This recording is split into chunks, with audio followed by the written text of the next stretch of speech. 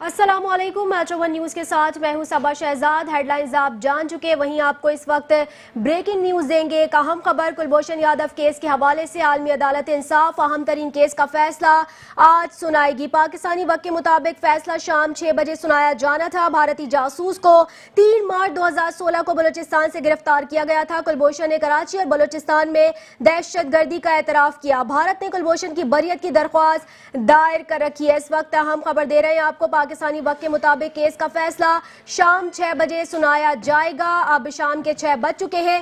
फैसला क्या आना है ये कहना कबल अज़ वक्त है। फैसला सुनने के लिए पाकिस्तान की टीम अटॉर्नी जनरल की क़यादत में दी हैग पहुंच चुकी है। आलमी अदालत इंसाफ में कुलभूषण के आरे पाकिस्तान और भारत के वफूद अदालत में इस वक्त मौजूद है। पाकिस्तान वफ्द की सरबराही अटॉर्नी जनरल अनवर मंसूर खान कर रहे हैं, जबकि पाकिस्तान वफ्द में तर्जुमान दफ्तर खारजा डॉक्टर मोहम्मद फैसल भी शामिल हैं। भारतीय वफ्द की सरबराही ज्वाइंट सेक्रेटरी खारजा दीपक मतल कर रहे हैं। कुलभूषण केस का फैसला सुनने के लिए अटॉर्नी जनरल पाकिस्तान अनवर मंसूर की क़यादत में पाकिस्तानी वफ्द हॉलैंड पहुंच चुका था। डीजी सार का तर्जुमान दफ्तर खारजा डॉक्टर फैसल भी पाकिस्तानी वफ्द में शामिल है। अहम खबर इस वक्त आपको दे रहे हैं आलमी अदालत के हवाले से। कुलभूषण का केस इंतहाई अहम है और ये कहना अभी कबल अज़ वक्त है कि केस का फैसला क्या आएगा। भारत ने आपको बताया नेवी कमांडर कुलभूषण यादव की बरियत की दरख्वास्त दायर कर रखी थी। कुलभूषण केस की आखिरी समाअत 18 से 21 फरवरी तक हुई थी, जिसमें भारत और पाकिस्तान के वफूद ने शिरकत की थी। The court will now turn to Pakistan's third contention that the 2008 agreement on consular access between India and Pakistan governs consular access in the present case. The court recalls that point 6 of the 2000 agreement provides that, and I quote, in case of arrest, detention or sentence made on political or security grounds, each side may examine the case on its merits, end of quote.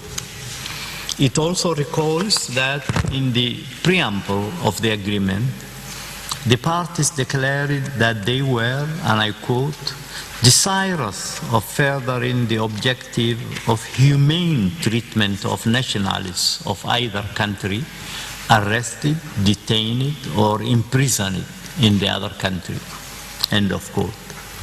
The court is of the view that point 6 of the agreement cannot be read as denying consular access in the case of an arrest, detention, or sentence made on political or security grounds. Given the importance of the rights concerned in guaranteeing the humane treatment of nationals of either country, arrested, detained, or imprisoned in the other country, if the parties had intended to restrict in some way the rights guaranteed by Article 36, one would expect such an intention to be unequivocally reflected in the provisions of the agreement. That's not the case here.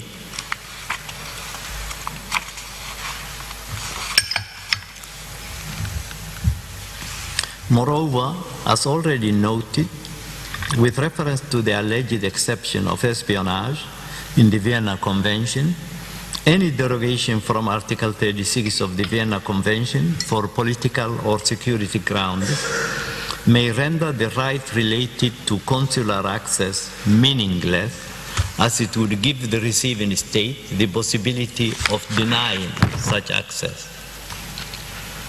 Account should also be taken of Article 73, paragraph 2 of the Vienna Convention for the purpose of interpreting the 2008 agreement.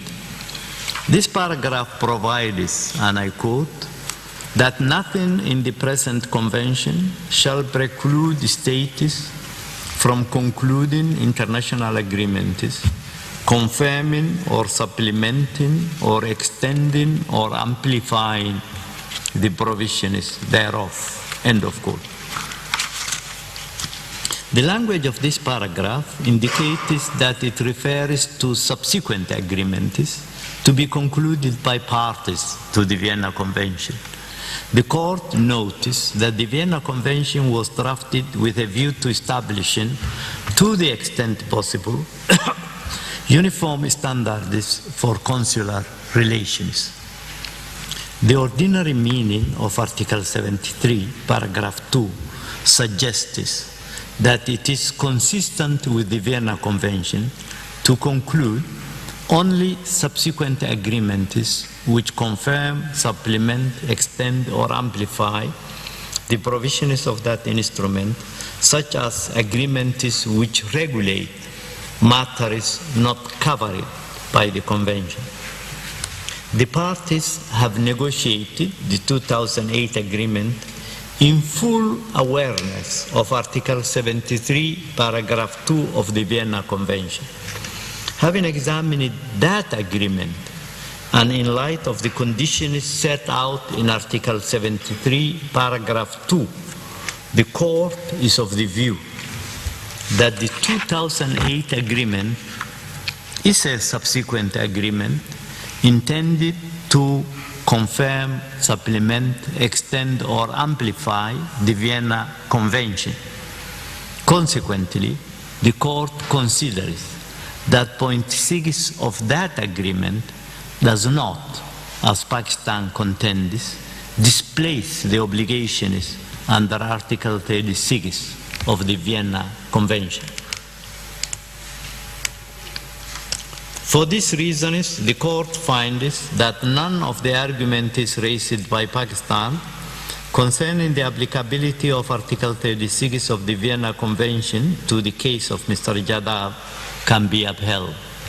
The Court thus concludes that the Vienna Convention is applicable in the present case, regardless of the allegations that Mr. Jadhav was engaged in espionage activities. Having concluded that the Vienna Convention is applicable in the present case, the Court proceeds to examine the alleged violations by Pakistan of its obligations under Article 36 thereof.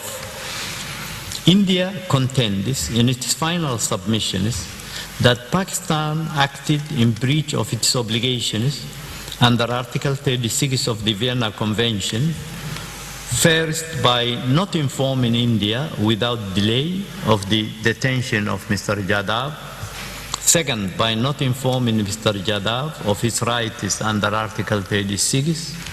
And third, by denying consular officers of India access to Mr. Jadhav, contrary to their right to visit him, to converse and correspond with him, and to arrange for his legal representation. The Court will consider the alleged violations in chronological order.